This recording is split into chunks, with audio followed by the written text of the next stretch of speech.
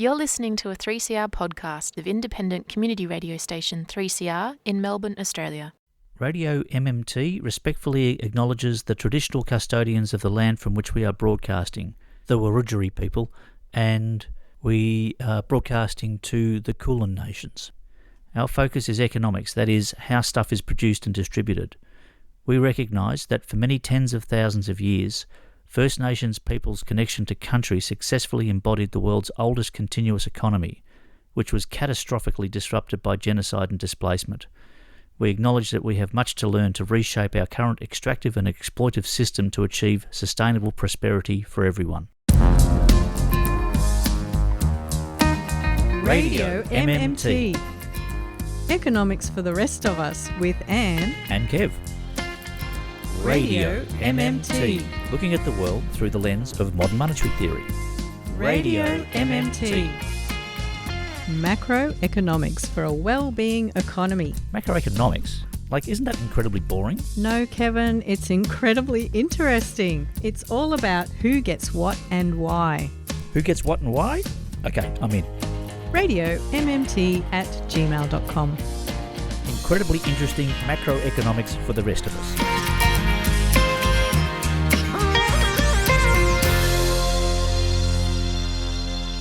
Welcome to another edition of Radio MMT. How are you, Anne? Hey, Kevin. Guess what? It is the 14th of February, which means... Are you looking at me with fluttering your eyes?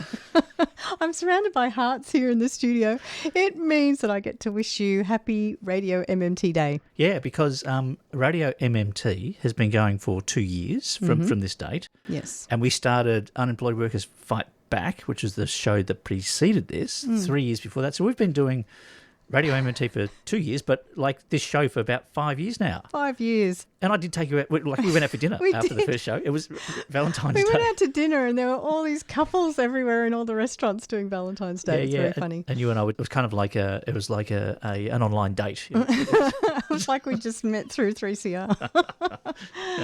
But we do have all these other heartfelt things going on in the studio here. I can see that it is subscriber week from the 10th to the 16th of February. So people need to subscribe. So we have subscriber drive, which is you become a subscriber to the station. Yeah, and it's not as scary as it sounds. It's not like this big membership thing where you'll get hounded with all these emails and texts. All you do is show your solidarity with subscription that starts at $40 a month. It's a good way to belong to the 3CR community. Yeah, just do it. It's a good way to... It's a good way to feel connected. And look, we talk about economics, and one thing we're learning about economics is inequality is rife.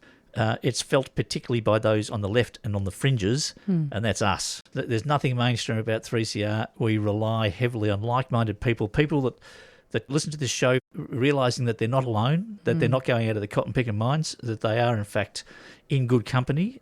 We invite you to show that solidarity by becoming part of the 3CR community and subscribing. It's a very nice thing to do. Yes. And there is no other radio show in the world that I know of that dedicates itself to modern monetary theory. Modern monetary theory and this brand of economics. And so welcome to your nice little refuge island. Yes, that's right.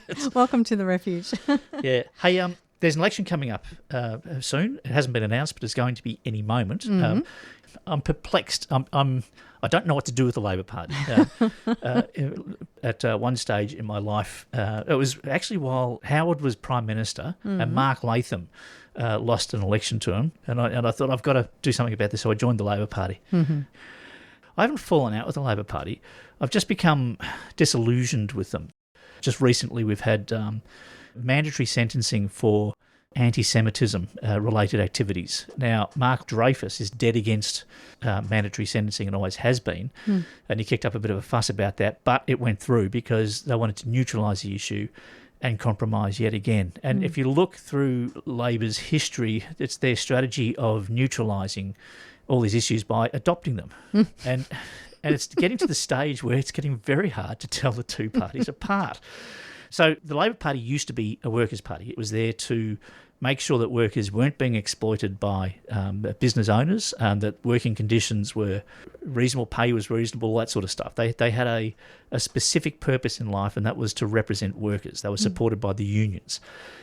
That kind of purpose evaporated around the 70s, and certainly by the 80s and the time that you had Hawke and Keating coming in, adopted neoliberal ideology. And workers were becoming less of a force. Blue-collar workers, their jobs were diminishing as automation came in. There were more white-collar workers coming in who didn't identify themselves as workers.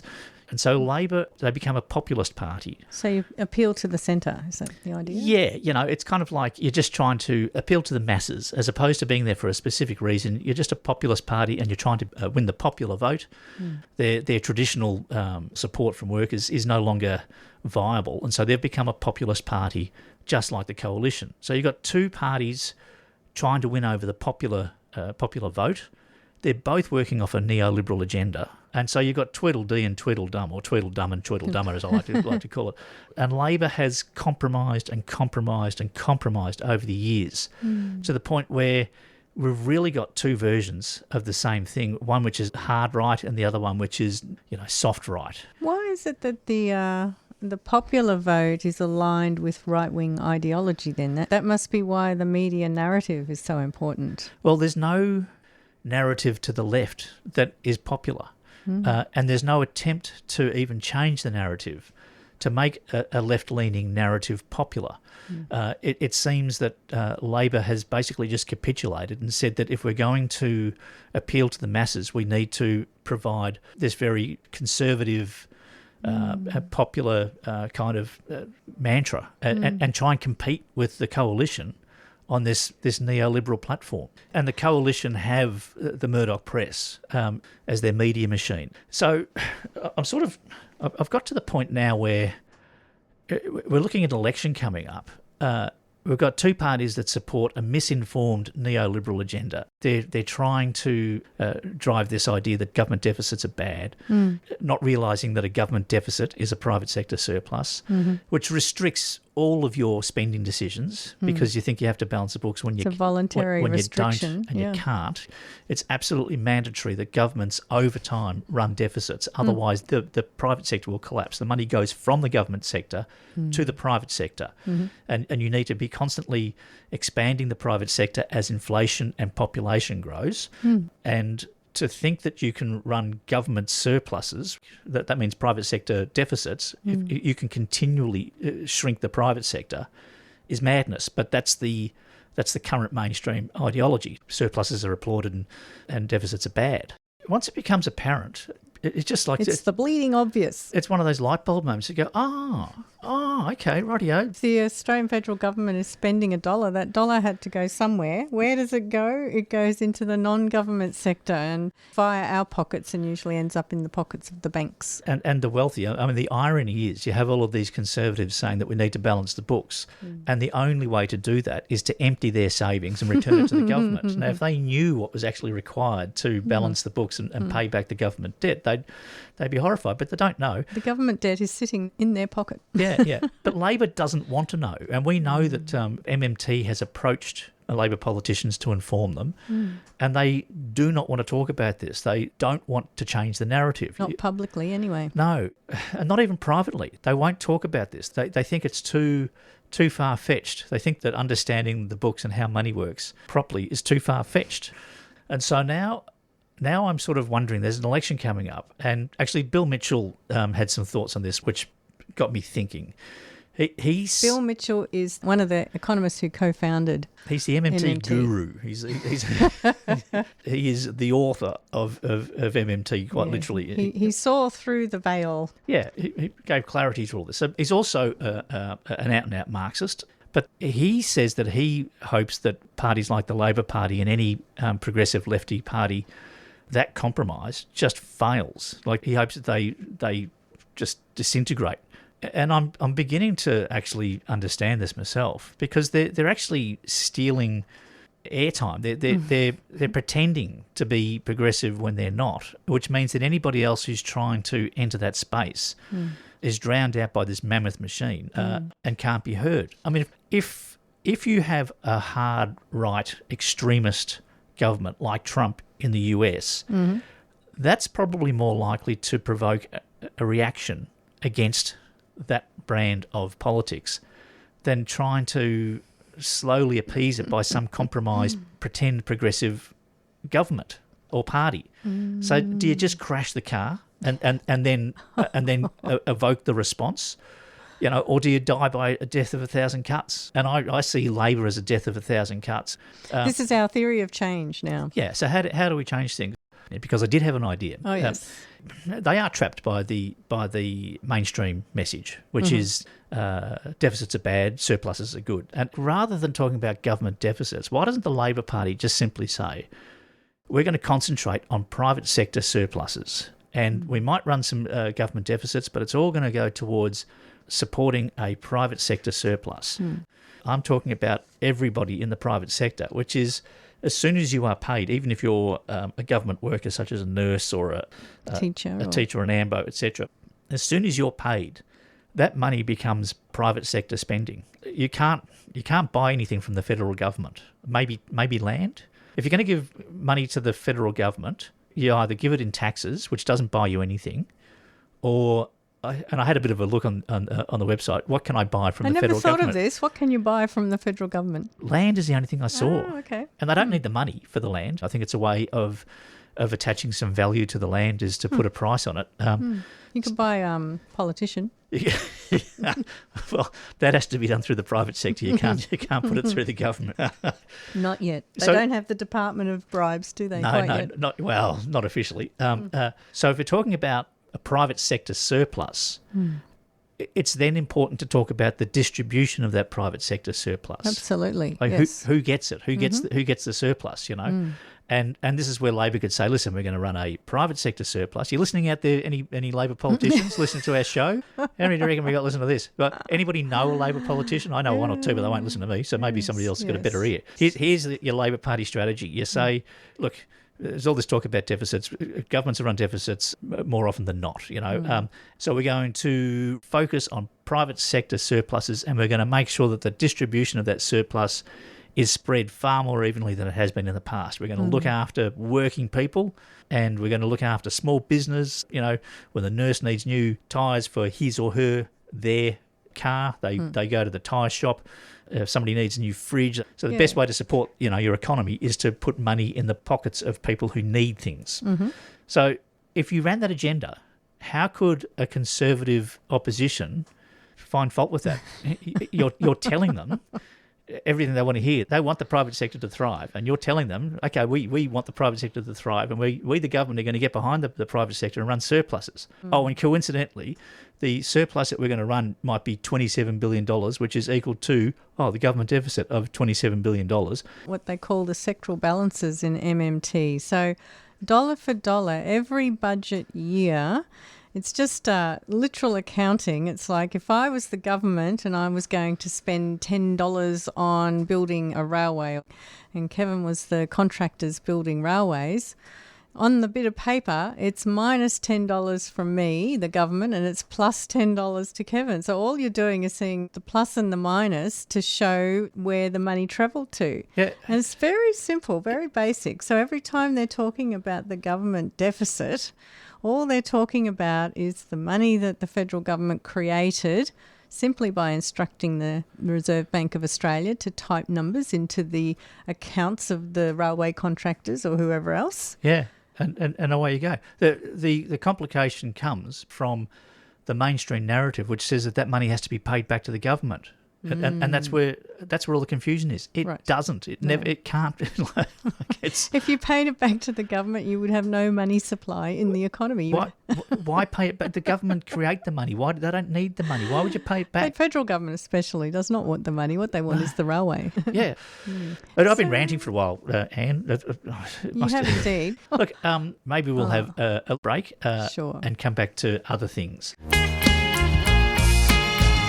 You're listening to 3CR 855 AM on digital and on the internet.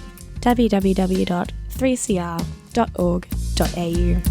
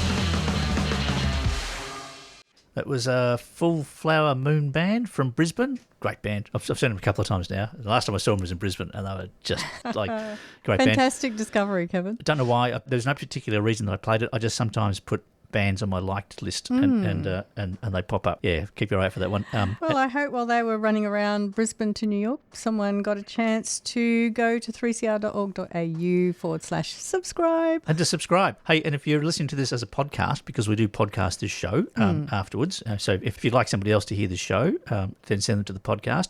If you think that you're listening to the podcast and you don't need to subscribe because you're not listening to the radio show, Rubbish. Wrong. There's no loopholes. Like, it still needs to be done. Hey, and look, if you are listening to this show, could you recommend it to a friend? Like, get them to. Absolute. That would be nice, and then get them to subscribe. You know, sometimes we feel a bit I don't know, A bit lonely. a bit sometimes. isolated and neglected. That's the. Is anybody out there? Is anybody out there? That's what's nice about Subscriber Week. You get to find out. Yeah. Maybe one or two people are listening. Yeah. So, Kevin, there Yes. has been no shortage of news lately, as you might have noticed. I couldn't help but notice that outside of the US Treasury building in Washington, there were people protesting in the streets earlier in the month, and some of them were wearing suits and other office attire.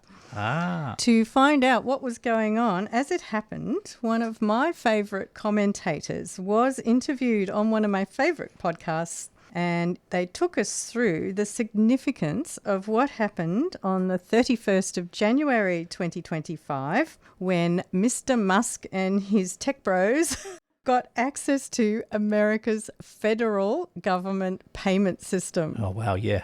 So just to quickly set the scene, the Bureau of the Fiscal Service is the part of the US Treasury Department that operates the system that processes more than 90% of the payments that the federal government makes, whether they're paying the nurses, the teachers, the ambulance drivers, whoever it is. Those payments total in the trillions of dollars.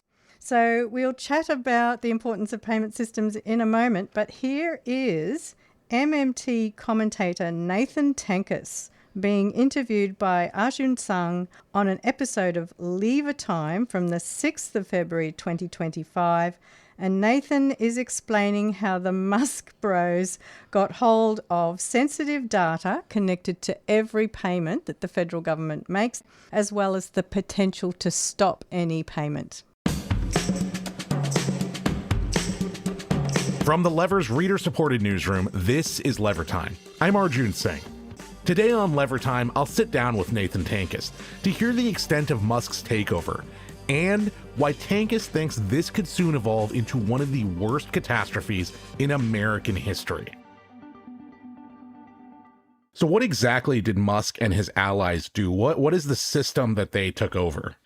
What I'm covering is the most dangerous of all of it, which is a 25-year-old former SpaceX employee, Marco Elez, is and seems to be preparing and may have already written and implemented source code changes into the most sensitive, fundamental, top secret mainframe system of the United States payment system, which is housed in the Bureau of the Fiscal Service. The payment system he's working on processed $4.7 trillion in 2024, and that's the vast majority of payments that the Bureau of the Fiscal Service processes every year. So effectively, all of the Treasury's payments are running through a complicated, modernized, but still legacy IT system in which one 25-year-old is leading the charge of changing its source code, downloading data from it, the most sensitive data in the world. We're talking literally your social security numbers, anyone who's paid taxes, personal medical information. We're talking about bank account information. We're talking addresses. It is more than enough information to steal your identity, and seems at this point very likely that they are putting it on unsecure commercial technology that they are taking out of the Treasury. But there's a million other implications. They can use this information to find the nonprofits, the businesses, the contractors that they don't like, put them on do not pay lists, delete bank accounts, just say you don't financially exist anymore, essentially. But as important as that is, it is not the most catastrophic scenarios. The most catastrophic scenarios are that in attempting to gain control of the system, a system that they do not understand, they write and introduce code, which is not properly tested and vetted, that breaks these systems in the process of trying to get a control of them. And if they break these systems, that literally means you're not getting your Social Security check that month. And not only that, payments to universities, state and local governments, tribal organizations, just anything that you can imagine is on the table. There is a big kind of cultural disconnect between people who run mission critical legacy IT systems and Silicon Valley and modern programmers. It seems like legacy IT programmers are half cooperating with him because they're so terrified of what he might break, that as bad as whatever he's doing is, their approach is, okay, we help him just to make sure he doesn't completely catastrophically break things. But I don't have specific sources on those teams. I believe at this moment, as we are speaking, the greatest barrier to Musk's Doge doing whatever it wants and doing whatever it wants to whoever it wants, banking account wise, targeting wise, whatever, identity theft, you name it, is the technical capabilities of doing so and how much they can get cooperation from the COBOL programmers on the ground to do it. That is what I think this situation is. I think the complexity and technical issues with this system are the primary barriers to them taking control. And if you really took the situation seriously, you would be mobilizing the population a lot more.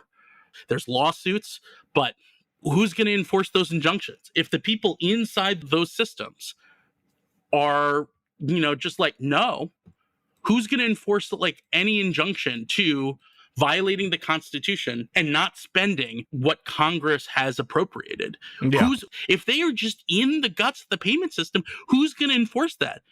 So I think we are in an extraordinarily dangerous position. I mean, we need 10,000 people minimum around the Treasury at all times. We're so far beyond move fast and break things.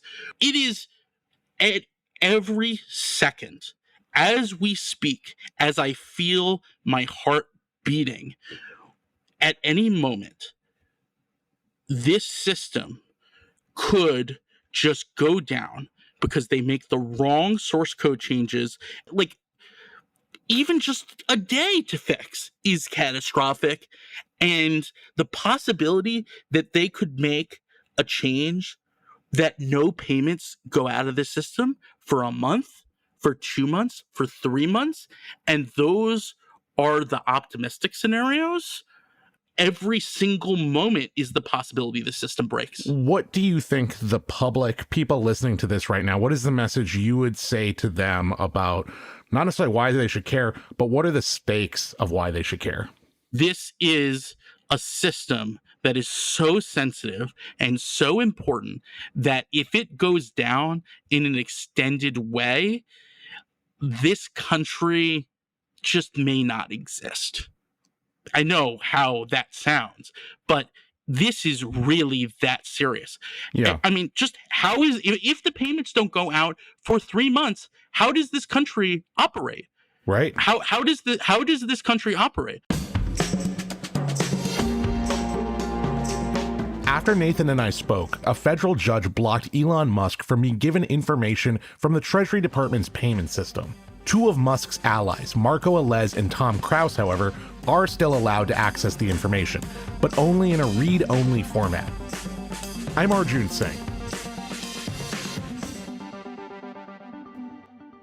close call, Kevin. They came this close, the Doge gang, this close to hijacking the USA's payment system. It's almost like if you're a hacker, you know, you'd love to get your hands on this. It's like they've authorised hackers to just have a crack.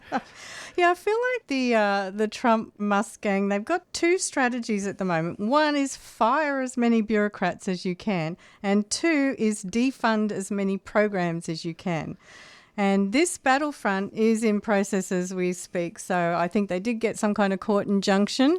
But, of course, the thing is, how do you enforce it, as Nathan Tankus was saying? I don't really like giving a whole lot of airtime to the whole Trump phenomenon, but the reason this interested me is it just shows you how important payment systems are, which are a subset of the entire monetary system, how important it is to understand these. One, if you want to do the revolution, or two, if you want to do the counter-revolution. Yeah. What I'm finding interesting about this feeds back into the death by 1,000 cuts or just crash the car. And what I'm seeing with Trump is that he could crash this smack into the wall. And so if we're talking about a proper reaction from the left, then something like this will provoke that reaction. Well, we did see it. We did see people on the streets out there in front of the Treasury building. There are people who understand the importance of this. And I think it really did take a modern monetary theory informed commentator to understand the significance of what was going on and the potential harm that they could do, because we live in a monetized society. So what that means is most of what we do, you know, the fact that you go to this office and you do this thing, or you go to this construction site and you do that thing, all of that is being coordinated through money. And the MMT economists are always saying this, is that money mobilizes resources. So if you live in a monetized economy and suddenly you don't have a way to mobilize your money. Yeah, the other thing about this is that the conservative view is that the economy is driven by the private sector. And yet what we're seeing here is that without government payments, the economy grinds to a halt. Like if the private sector grinds to a halt, as it did during COVID, the economy can still exist because the government is there. Yes. If the government sector grinds to a halt, we're screwed. It's every Doge for himself, I think, at that point. Yeah, so that is why they went on the attack into the Treasury. They kind of know where the important stuff is. And the, what was it, this Federal Bureau of Fiscal Service, no one would have heard of it before, right? And you might remember last year we mentioned a moment when one of the largest commercial payment systems went down in America, and that was in the American health insurance industry, and that was due to them being hacked. And what did that result in? Within weeks, medical centres had to close down and people were not being treated for what they needed. So even though these people had money to go and get the treatment, it couldn't happen because the payment system went down. No payment system, no activity. And that's just one section. You're talking about the whole government sector here, being in the hands. There's a 25-year-old nut job. There's another 19-year-old nut job in there I was reading about the other day as well. Really? Like these are kids. These are kids who are fanatical. The 19-year-old, he has a history of really right-wing racist comments, etc. And they said, oh, that's all in the past. When they're talking about the past, they're talking about 3 months ago. Yeah, that's right.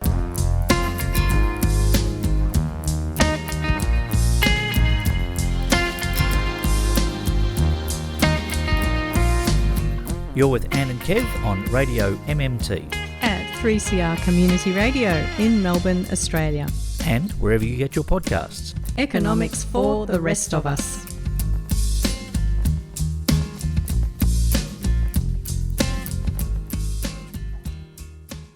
Hey, I'm going to make a couple of predictions about the American economy. Ooh, okay. And this is straight just through an MMT lens. So we got a president who is determined to cut government spending with his DOGE, his Department of Government Efficiency. He wants to cut government spending. So if the government contracts its spend, that means it will contract the private sector. Now, they're saying that they're trying to find rorts and corruption within the government. And I was thinking about that. It doesn't matter. It doesn't matter even if the government sector is corrupt. If the government is injecting money into the economy, it's going to grow the private sector. And if the government agencies are inefficient or corrupt, in a sense, it doesn't really matter because that money is still going into the private sector. It then goes into the distribution of where is that money going. But if they're inefficient, if they're extravagant, if they're corrupt, so long as money is flowing from the government into the private sector will expand. If you contract that flow, you'll contract the private sector. So if Trump tries to cut services, he's going to contract the private sector. That means that there will be maybe a recession or a slowing of the private sector. He's doing this to try and fund his tax cuts for the wealthy. Right. Because he thinks he needs to balance the books. He doesn't. We're going through it 1,000 times. That's a way of sending money into the pockets of people who already have money. So he's making the rich richer. And when you cut government services, you make the poor poorer. Which means inequality will grow. And he's going to put tariffs on this, that and the other? Tariffs, yes. He's bringing these tariffs in, but he hasn't made any allowance for the extra provision within the American economy to provide the things that... he's not replacing the imports with local industry production. Yeah, so they're not going to be ready for it. And anybody that is, all they're going to do is put their prices up to be just under what the tariffs are. So the cost of living is going to go up. Cost of living is going to go up. Tariffs will make things more expensive, so there'll be a price hike. We don't call it inflation because it's not going to be inflationary. It's going to be like a one-off shock. Inflation tends to be continuous and accelerating versus a one-off price increase. Yeah, it's like acceleration versus velocity. Acceleration keeps on going and going. Velocity is set at a pace. So prices will rise, which means rich people will be able to buy stuff because they've got tax cuts, but poor people won't be able to, which will increase inequality. So the obvious things is an increase in inequality, and then, of course, there's all the environmental stuff going on with that as well. In 4 years' time, I predict that America will not be great again. It will have shrunk. That's my prediction. I'll speak to you in 4 years' time on February the 14th. February the 14th, Kevin, it's a date. Yep, no problems. Are you a 3CR subscriber? We really need our listeners to subscribe to the station. It helps us remain financially independent and is an important part of our community governance. It's just $40 concession, $80 waived, $150 for a band or organisation, and $300 solidarity. Become a 3CR subscriber today. 3CR Radical Radio.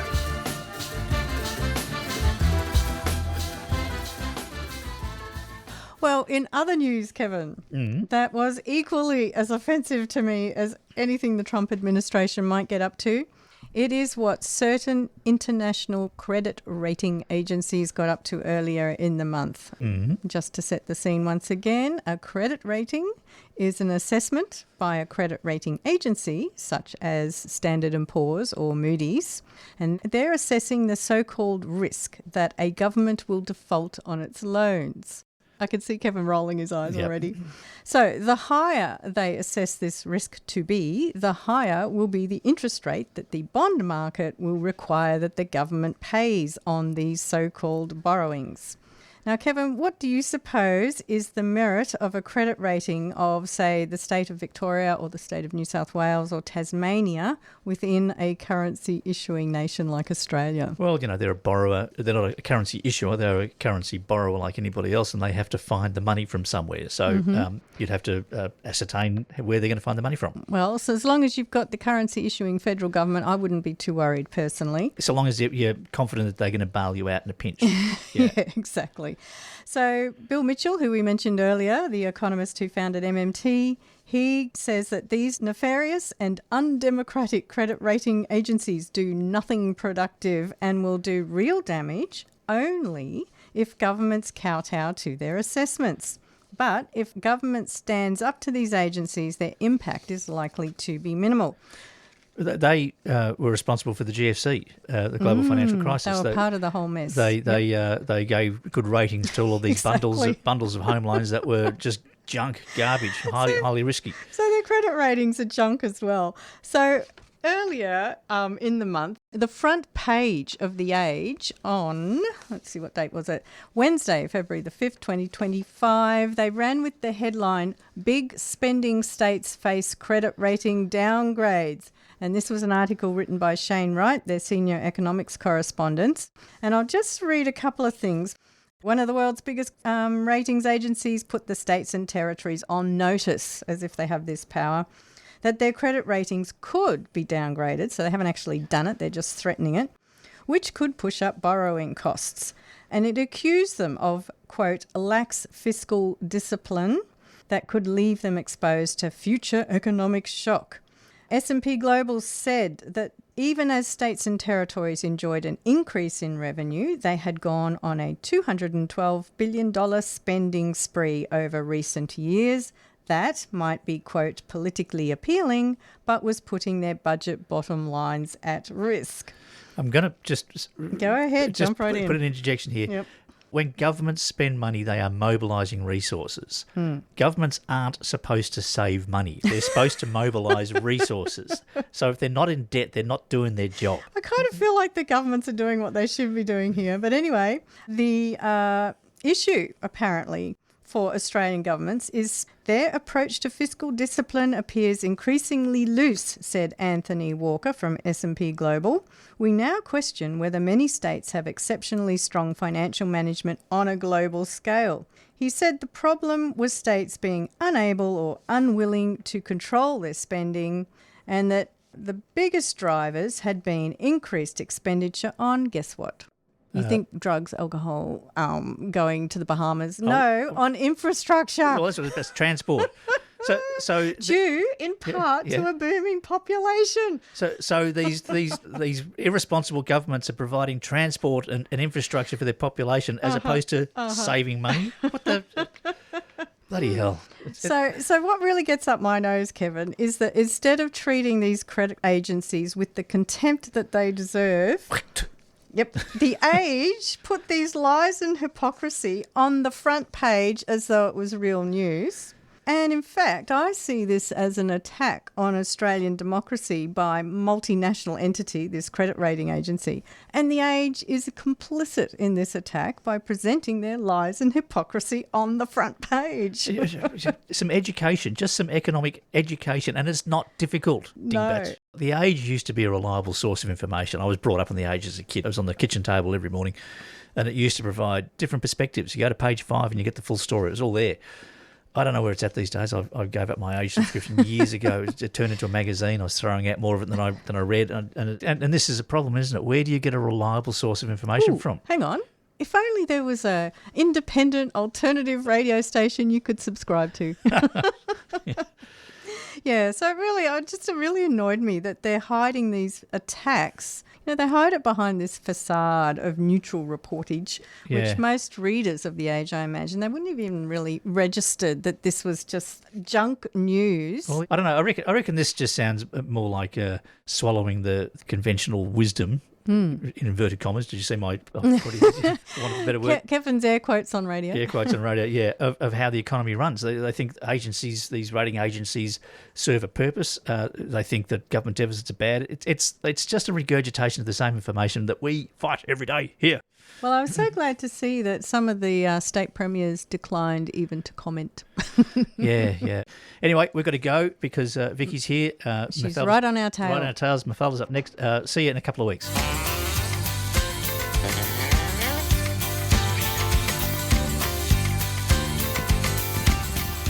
You've been listening to Radio MMT with Ann and Kev. We'd love your feedback. Email us on radiommt@gmail.com or search Radio MMT on social media. Listen to this show anytime wherever you get your podcasts or on 3cr.org.au/Radio MMT. Support this show and the station by subscribing to 3cr.org.au and mention Radio MMT. We thank all our guests. And we thank economist Professor Bill Mitchell and his mmted.org, educating the masses on modern monetary theory. And thank you to our listeners for listening. And I thank you, Kevin. And I thank you, Anne. So what's planned for next week? Kevin, there is still so much to talk about. We've got to expose all this rotten economics. Well, that's good, and I get it. Do you reckon we could use a bit more music? Well, I made a list of all these terrible economic theories. Like, I've heard of the theory of comparative advantage, or the quantity theory of money, or the loanable funds theory. Have you heard of a band called Single Gun Theory? Like, they're a really good band. I'm sure there's a whole range of, like, macroeconomic music that I could bring into the show. Yeah, but we really need to do marginal productivity theory, not to mention the natural rate of unemployment and the money multiplier. You've got to pretty good singing voice. I play bass. Bill, he plays guitar. I reckon we could form a macroeconomics band. Like, we could deliver this whole message by music. Well, we could call the band the Permanent Income Hypothesis, or the Ricardian Equivalence, or Rational I Expectations. think we're onto something here. We're trying to make macroeconomics more interesting to the masses. We're going to form this band and sing it to them. And we're going to bring the economists in. We're going to get music. You've been listening to a 3CR podcast produced in the studios of independent community radio station 3CR in Melbourne, Australia. For more information, go to allthews.3cr.org.au.